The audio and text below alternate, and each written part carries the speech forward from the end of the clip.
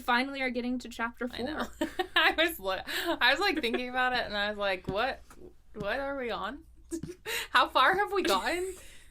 Not very far. So, what have you been up to since we last, had our chat? I went to Texas, and I went kayaking for the first time, and I am now convinced that I need to buy a kayak. Because why not? Once is enough. And I went on just a 10-mile stroll today. just a casual 10 miles. No, and my body is sore. Yeah, we'll see how I'm gonna be dead when I do 24 miles of also 10 miles. Right now, the closest thing is just a trail. So, there's a slight incline, but it is not at all a hike. So, I cannot imagine how I am going to feel after 24 miles of decline and then flat and then just incline. Oof, it's going to be rough. But I'm excited to keep preparing for it and just, build up my muscles. I'm excited to, in a month or two be like, oh, I just did 15 miles and not hurt as bad, hopefully. So we'll see how that goes. And then I took a nap. Do you use walking sticks when you do canyon hiking? I haven't before because I haven't done a ton of actual real hiking. But I am ordering some off of Amazon for the Grand Canyon and for my prep hikes that I will be doing in the next 4 months. So I found some that fold up really small so I can just put them in my carry-on when I fly to Arizona. Yeah. Yeah. Honestly, I don't know if I would use hiking sticks. Hiking poles, hiking sticks. I think they're called hiking sticks, aren't they? Or no, they're hiking poles. I'm pretty sure they're hiking poles. Yeah, and I'm hiking sticks. Anyways, I don't think I would actually use them. I saw a lot of people using them when we went to the Grand Canyon, but I get it because it's a third point of contact, but I'm just I don't like things in my hands when I'm hiking. I like to just be able to fist move my arms, and then also in case I'm falling or will fall, just the let side me just of have free hands, please. Just in case you need to grip onto the side of a cliff before falling to a death. I guess I'll try it out and see how it goes and stuff. My aunt was very you should get hiking poles because it's very helpful, and even one of my uncles has done it before as well. And he said the same thing. And then, blogs that I've read have all said that. But we'll see when I do my practice hikes and see how it goes and how I feel and stuff. I imagine that they're more helpful coming out of the canyon, than they would be to go down. Yes. Yeah, we'll see. We'll see how... Yeah, I have the editing power. We'll see what I feel like that day. Honestly, there were a few sections, the part where I said that I yell expletives, or that I use expletives with my children. And I was like, Mike, should I leave this in? And he's like, oh yes, that's a gem. Leave that in there. There were a couple parts that were long pauses, and I was like, oh, we should just snip that out so that we don't so people don't think we just have brain farts. That's what we call them, but I was trying to think of a better word for it. Oh no, I think that was perfect. Also, considering the pause in between brain and fart. Well, it literally was, I just wanted to think of a different way to say it, but that's just always what we call it. But I think other people call it different things, right? Brain fog. Yeah. There we go. Yeah, that's what I call it. Just anyways. That out. Lots of brain fog. Yeah, I don't know. Some of the pauses I think were helpful because it's you can see that it was taking us some time to collect our thought, and if it just clipped together, then it'd be what? It's an overwhelming speed. But yeah, it's been fun to edit, and yeah. What have you been up to? I woke up at 5:30 this morning. Oof. That was unintentional. Jeez. Yeah. It was like one of those where so you know how you have like sleep cycles of like an hour and a half is like a normal sleep cycle. I've read a couple books on sleep.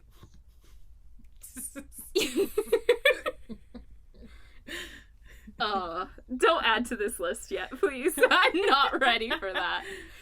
I wasn't planning on recommending those. Don't worry. I was just saying I know what you're talking about because I've read books on sleep.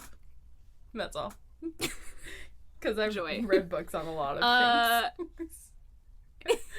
That should just be your catchphrase, because I've read books on that. Yeah, there we go. Jenae, because she's read books on that. That's great. A sleep cycle. Oh, slow steps. Because our sleep cycle is for like an hour and a half. It was like one of those things where I went to bed and I woke up too much in between a sleep cycle and I couldn't get myself to go back to sleep, and I was just like, I wish I could have slept for like 2 more cycles, but whatever. And so instead I woke up and I kept playing my your game. You're You're still on it. Pouring. Wait, what, not episode. Yes. What level are you on? 157. Wow. But also you were on level 50 like a week and a half ago. So you slowed down. Well, I haven't been playing it. Yeah, I haven't been playing it as much. Actually, let me confirm that. Let me just pull it up right now.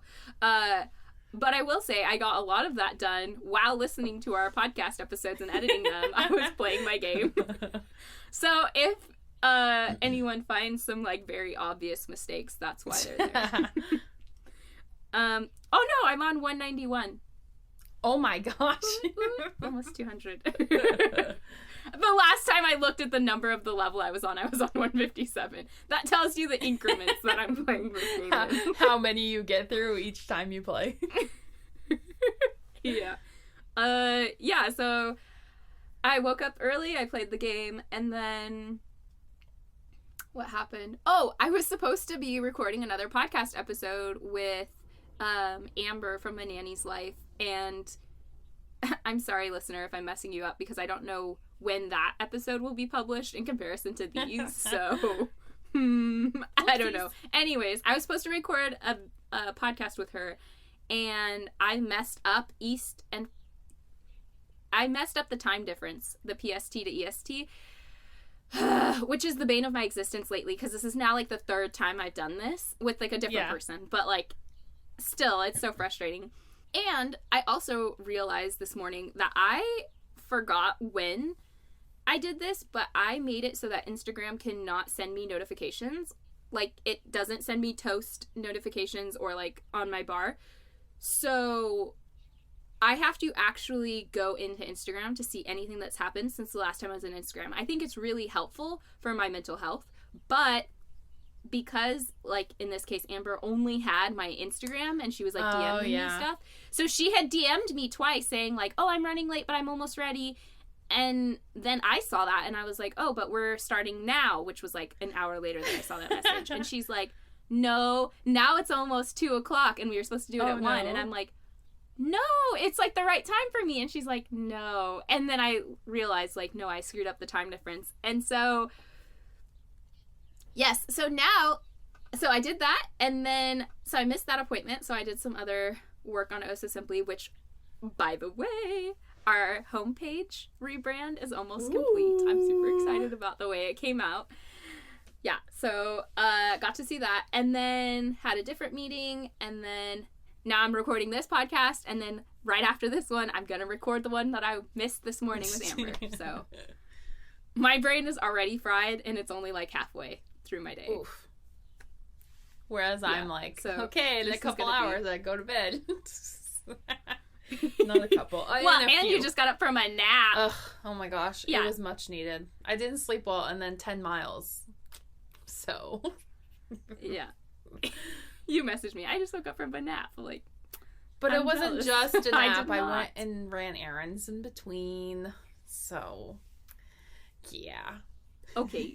But I still did take a nap. Is a nap. It's a precious thing. I know. Oh, if kids only understood. Did someone just start mowing the lawn? No, thankfully not. I think I would have literally flipped the Okay. table. But the dog is howling. I can just like hear it in the distance. I'm like, that's definitely going to be picked up in the audio. Okay, he's done. Anyways, this farm I live on, it's so chaotic. Oh, before we get jumped into the book, I wanted to quick throw some blame your way and say that the reason we're not going to talk about the movie, the Nanny Diaries movie that was assigned as homework last week, is because somebody, not me, because I'm the one that recommended it, didn't watch it yet. I was in Texas. And then I forgot. Also, Texas, you got some super cute pictures there. I love them. I did. My sister-in-law was all about doing the photo shoot photos. Yeah. We did family photos one time, and then before I left I was like, oh no, I wanted to get some pictures of my shirt and some books, and she was just very enthusiastic about it. That's good. So there are several. Yeah, no, they came out super cute. And at one point, you're like laying in the grass with like a book open. And I was like, oh my gosh, I think I could totally get a picture of me doing something similar and like make us so that it looks like we're side by side. Stop. That's awesome. I was like, I bet you I could figure this out. So, oh my gosh, let me get my that would be so Photoshop funny. powers. Just be like, yeah, no, we haven't ever met in real life. No, but I just Photoshop us into each other's pictures, real awkward like. There we go. Have you ever seen those like Christmas photos where one of the kids is not there and the parent is like, well, you're gonna have to Photoshop yourself in, and there's one specifically that I'm thinking of, and he like took a picture of himself with his legs crossed and like a Santa hat on, and then he put himself on their family dog. Like he like made himself minion sized and just like propped himself on the family dog, and it's super funny. That sounds great. So just go with something like that. Yeah, super good. I will have to work some magic. That will be my next project. Because you don't have enough. Yeah, exactly. I'm literally like looking at my to-do list like, this is insane. Oh, because I also decided this week was the perfect week to take on another giant project of reorganizing all of my blogs and YouTube videos into like playlists and categories so that people could like search like things. I have like 100+ blogs up on my website. Like, this is a way bigger task than I imagined. So I literally had to print out a spreadsheet list of my blogs and then like try to come up with a key to organize them. Yeah. A lot of work. So back to the book. We're currently still in the Danish way of parenting, and we are taking it real slow because we have a lot to talk about, I guess. So we're on chapter 4. R is for reframing.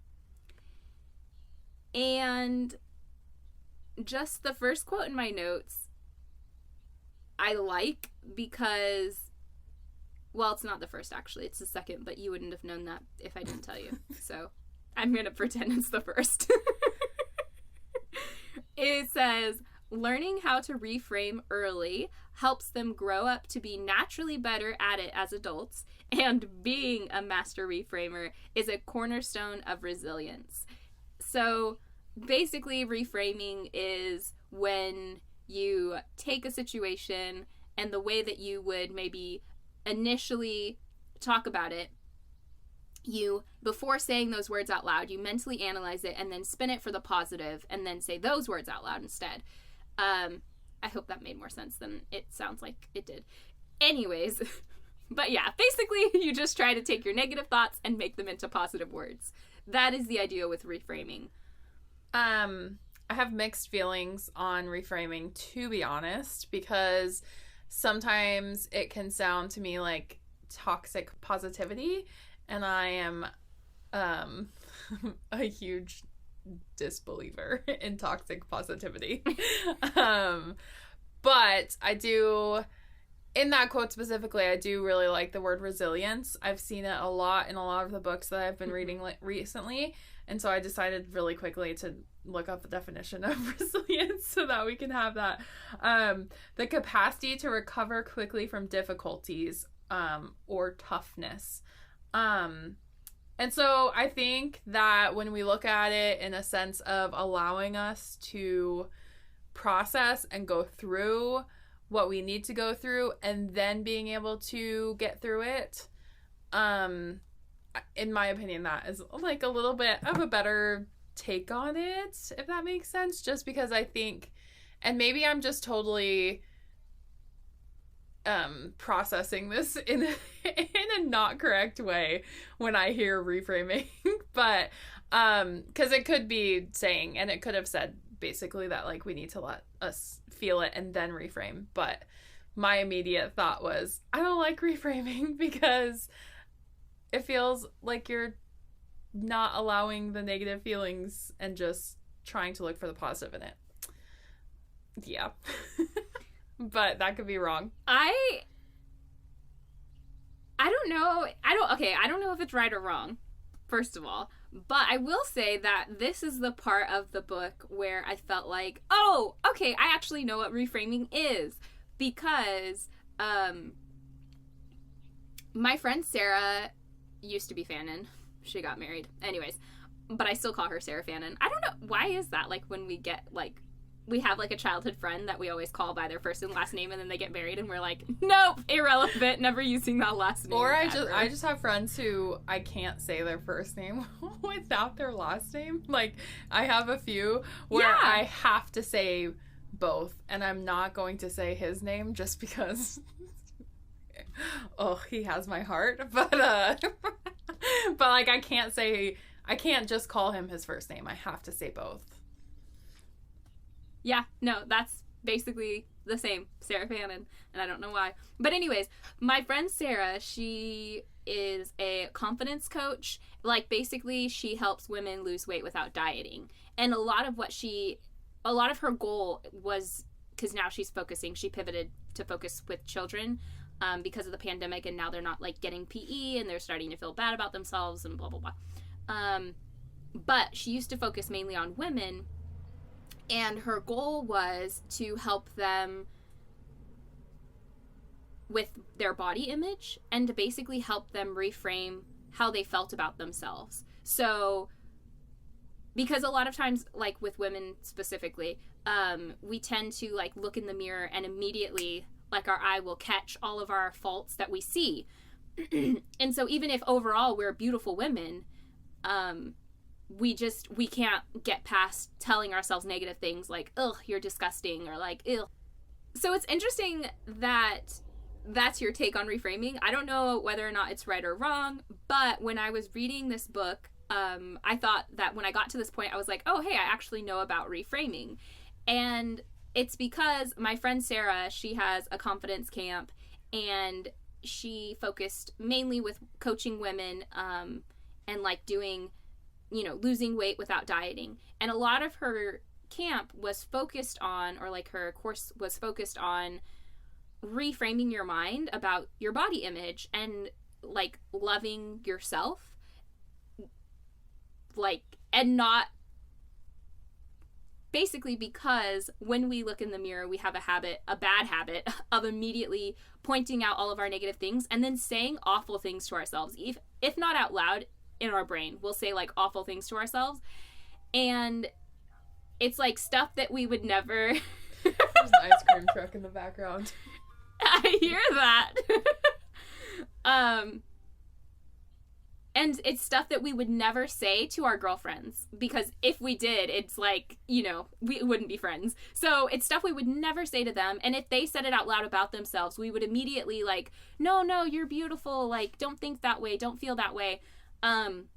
But we say it to ourselves. And so a big part of her course is reframing your thinking, where every time you see yourself in the mirror, if you do immediately go to say something negative about yourself, you instead say something positive about yourself. And it helps so that over time, every time you look in the mirror, the goal is that you'll just say the positive things about yourself. You'll still see the negative, but you won't dwell on it.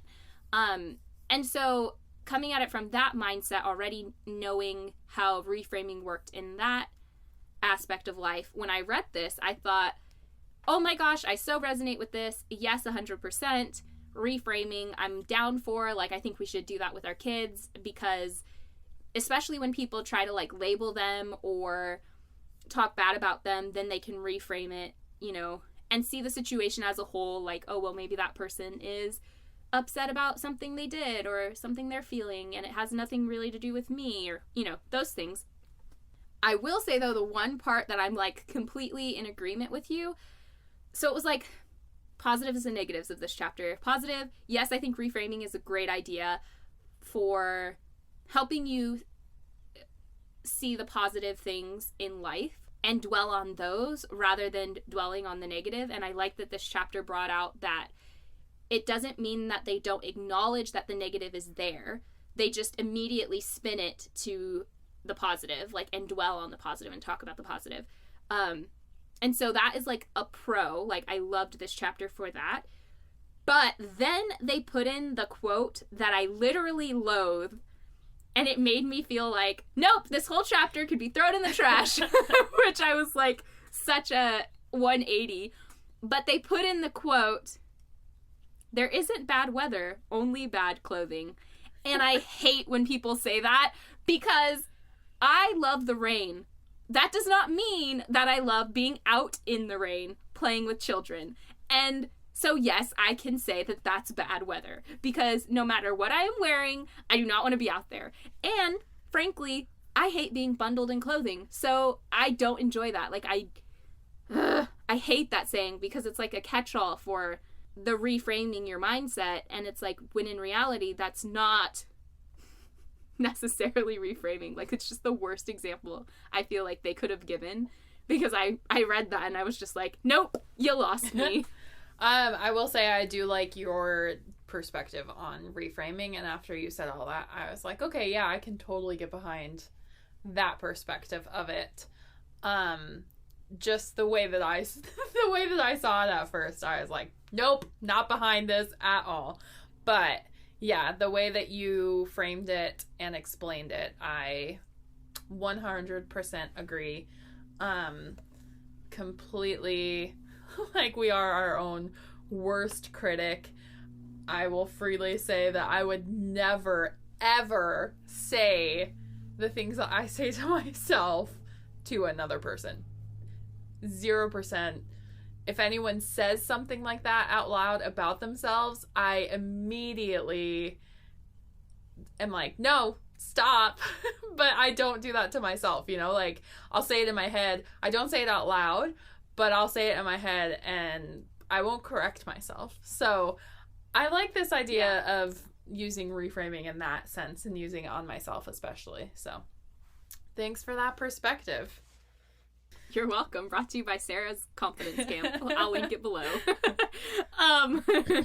But I love, so there's a couple of quotes in here, because as I was telling you earlier, I got really lazy and just started like putting quotes that I resonated with in here. But there was this part, there's these two quotes, and it says, by reframing what we say into something more supportive and less defining, we actually change the way we feel, which kind of goes hand in hand with what I was explaining about how Sarah would encourage women to say positive things about themselves, because then they start to, over time, feel more positive about their body image.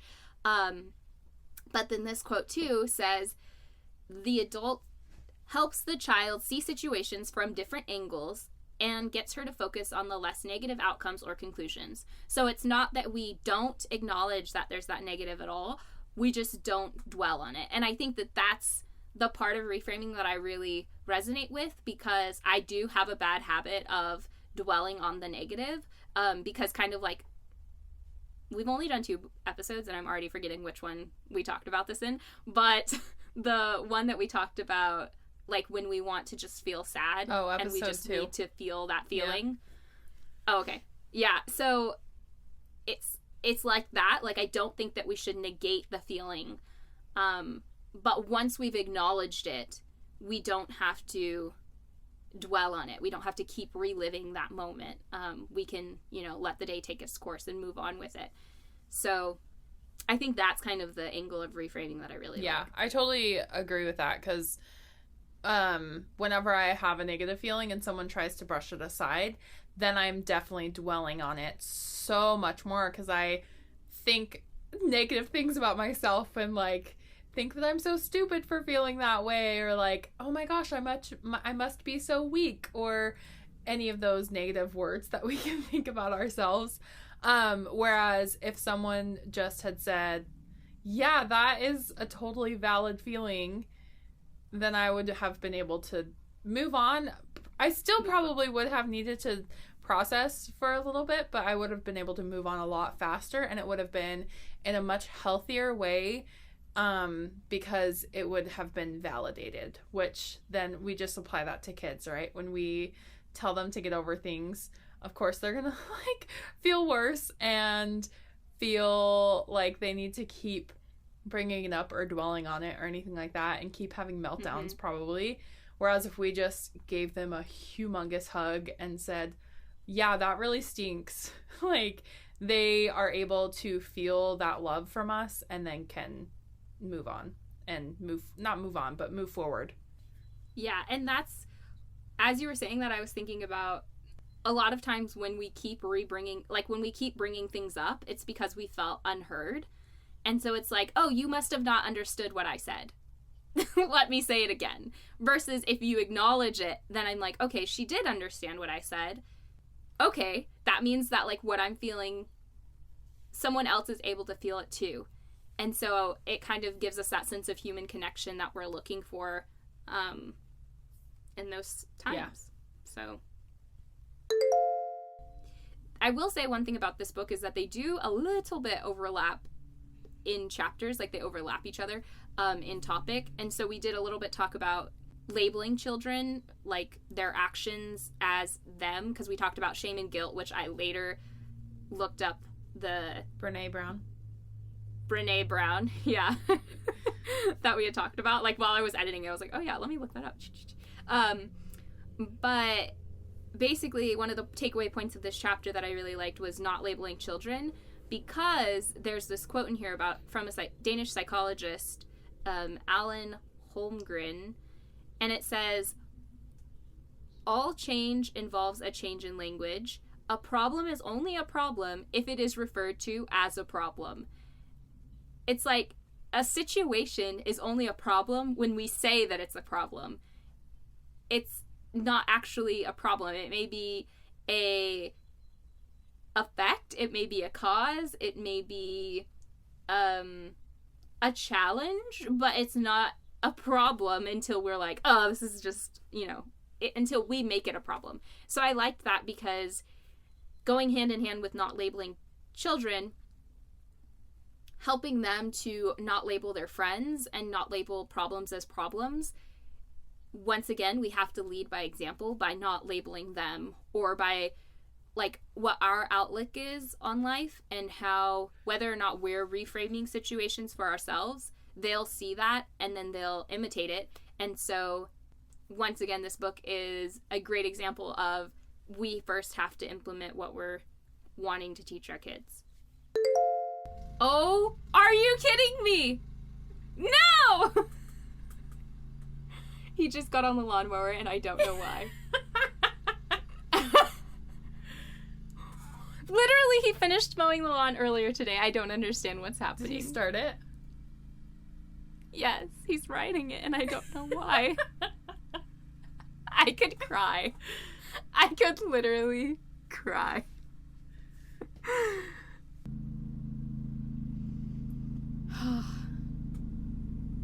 That's okay. Hopefully he's finishing whatever he's doing right now, because it's getting closer to our house. So it's fine. Okay. It's fine. This just won't be our top rated one, okay? Our top rated by us, because we're the only ones. But also, I know. Also, though, this is either going to be really long or it's going to be very short, because we don't. I think it's going to be our shortest one yet. I think the power of words is so important to mention because as we, again, like we talked about last episode and mentioning that I don't ever call kids bad or good. I say that their choices are bad or good. It kind of goes hand in hand with if we're talking about other people or ourselves, kids really pick up on everything that we say and do. Like, we unfortunately have to be very mindful, like, constantly of what we're doing, because if we are going to look at some kid on the playground and say something very negative about them, our nanny kids or anyone really can listen to us and then apply it to themselves in some other situation that could be happening. So for a personal reference, like, I never say anything negative about myself out loud to anyone else because I have been around so many conversations that my brother and his friends or other people were talking about girls specifically, and were so judgmental. And I was in the room, and I didn't ever, and I wish I didn't ever say, like, do you realize that half the things that you're saying about these other people you can apply to me? And like, how do you think that makes me feel? And so, especially since those types of situations, I will not comment on how I look. I will not comment on how someone else looks out loud, because I don't want a friend or another person to ever have in their head, well, Jenae said this about herself, or Jenae said this about some person that we randomly saw, and now I'm in that situation, and sorry, there's fire trucks now. I don't ever want anyone to have my voice in their head saying something negative, and especially kids. I will never call myself stupid for something. I will never call myself an idiot. I will never say something negative for some small little mistake that a lot of times we do think, and people do say, like, someone drops something, oh, I'm so stupid. Someone makes some types of mistake, oh, I can't believe I'm such an idiot. You know, like, I will never say those types of things out loud. I say them in my head, but I will never say them out loud in the presence of anyone, especially children, because I do not want that to be their inner voice, because I've lived with having that as my inner voice for 28 years, and if I can help several kids not have the inner voice that I have had, it's my mission. It's my mission in life to have people grow up with a healthy mindset and a healthy sense of self-worth, because I haven't, and I don't want people having what I've had, because it sucks. And I mean, I'm working on it, but it is really difficult. Once you've had so many years of it, it's really difficult to change the voice inside your head. You're touching my soul. You're touching my soul. I completely concur, because, as I've said before, I think that we become who we're close to, similar to the voices that others have, you know, will be our inner voice that they say out loud. But I also think it goes a step further as caregivers, because they look to us for approval, and so we have even more of a likelihood to become that inner voice for them. One more thing I wanted to say in this chapter, and then I'm done with it because it's a struggle to record, which is that this quote says, "Once a child finds a better storyline, try to repeat it so it sticks, but the solution should ultimately come from the child herself. This builds real self-esteem because she becomes the master of her own emotional responses. She isn't told how to feel and act." And I just love that point, because ultimately, in order to teach someone how to reframe, we have to give them examples, so when we're reframing things for ourselves out loud, and then guide them to the answers so that they can figure out, like, their brain can figure out how to reframe. Because like you were saying earlier, once you have that inner voice, it's super hard to change. And so I think it's the same with when you're learning how to reframe or how to think positive. It has to come from you. Like, your brain has to be, because we know, like we've said, that we shouldn't say these negative things because we would never say them out loud to someone else. We would never speak them out loud. But that doesn't stop our brain from saying them to ourselves. So it's really that we're training our brain on how to think positive and how to reframe things. So guiding the children. And then, of course, this chapter, like all of the chapters in this book, have a really nice actionable list that gives some examples of how to help your kids reframe their thoughts and situations at the end of the chapter. So that's all I got on this chapter. I'm kind of losing my mind, I'm not going to lie, between the mowing of the lawn and the internet disconnecting and mowing on the lawn on my end as well, and sirens that are still going. What type of emergency calls for this? I'm just kidding. I have complete empathy over whatever is happening that is causing it. Yeah. It's just, also, this is the effect that it's having. Yeah. It's like it's getting closer and then farther away and then comes back. Do you live up by a hospital or something? No. Is there like a fire? Maybe there's like a fire and they have to get to it from multiple spots. Maybe I should look out the window and see if there's some smoke. Yeah, go look. Give us the tea. Yeah, I'm so nosy. This podcast has moved from book review to what are Jenae's neighbors doing? I don't see any smoke on this side, which is where the sirens are coming from. But last week when I was in Texas, one day, my sister-in-law goes, "Did you hear any gunshots last night?" And I was like, "No." Like, what time are we talking? And all this stuff. And she's like, "Yeah, apparently there was a shooting in the neighborhood, like, around 11:30 last night. And two twins, teenage twins, got shot. And one died, and the other one is in the ICU. Or was in the ICU." But this is where I'm saying I'm very nosy, because, like, not even my neighborhood or anything like that, but, like, since it happened, like, I will Google again, because, like, I want to know if they caught the kid or anything like that, because, like, this is another reason why she was asking if I heard anything, because she didn't hear anything, but, like, one of her friends that lives in a different part of the neighborhood did. And I guess, like, the cops were going around the neighborhood at, like, midnight, 12:30, trying to catch the guy or the kid.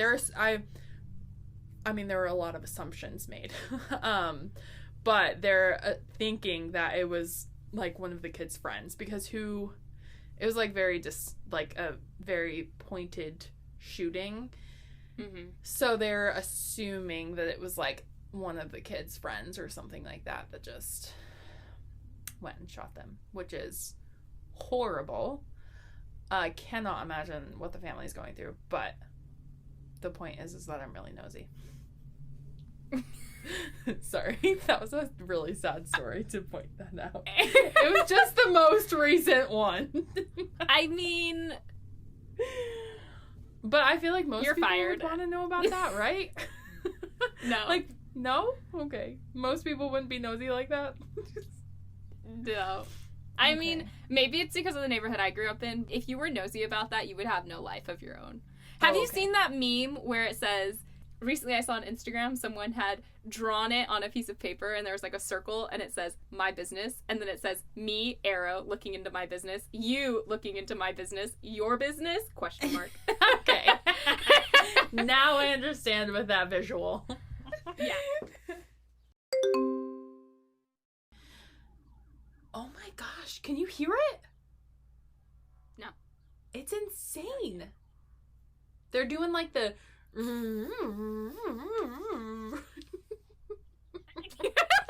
Can you say that one more time, please? Not at all. I'll just cut it and add it again.